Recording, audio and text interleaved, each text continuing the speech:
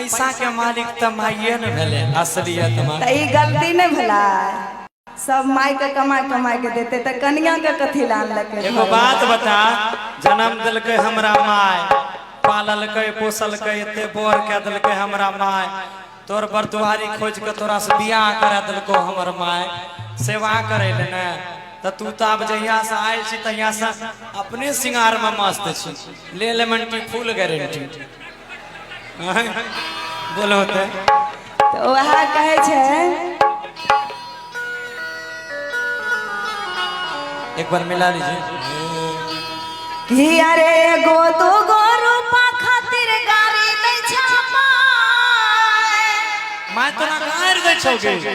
तब वह कहलिया कि हमरा अलगे भेजल करिहा बैठ के।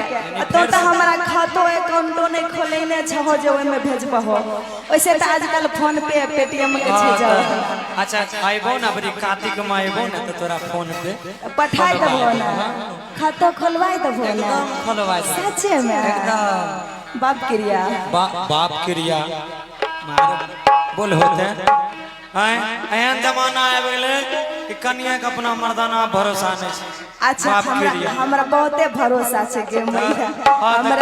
हमरा सोना पे हमरा नहीं भरोसा रहते तो यह सब बता हो। अच्छा तो खाली सच बोलल करो ना हमरा से। तोरा से सच नहीं बोलबे के करा से बोलबे सोना। तो वह कहे छे सुना न की सब भेलो माइक संग में तोरा कि अरे गो दो गो रूपा खातिर गाड़ी नहीं छामा। अच्छा आय अब से यूको बैंक में हमरा, अब से स्टेट बैंक में हमरा खाता दे खोलबा। ए हो सैया हो, अच्छा ए हो राजा हो, हां कह कि तोहर माई छहर जाए। ए हो राजा हो, आदै छा जरल जरल गाय। ए हो सैया हो, की बात छै हम नहीं बर्दाश्त करबो अब से। अच्छा तो एगो काम कर न, कहो तू ना अपन कहानी बता। हमरा रात में मंडी से छुट्टी मिलते तो हम माय से गप करबे, माय के समझेबे एक बेर, बुझले। आई एगो ताली सब कोई ताली के साथ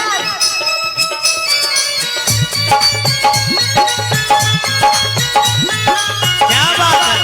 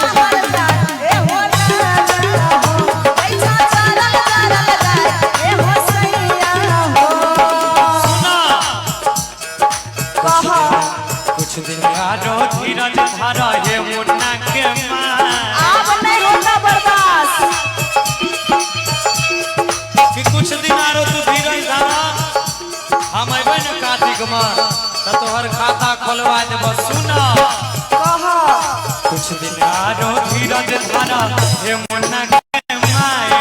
और की अब की बेरी स्टेट बैंक में, अब की बेरी स्टेट बैंक में खाता देब खोलवा।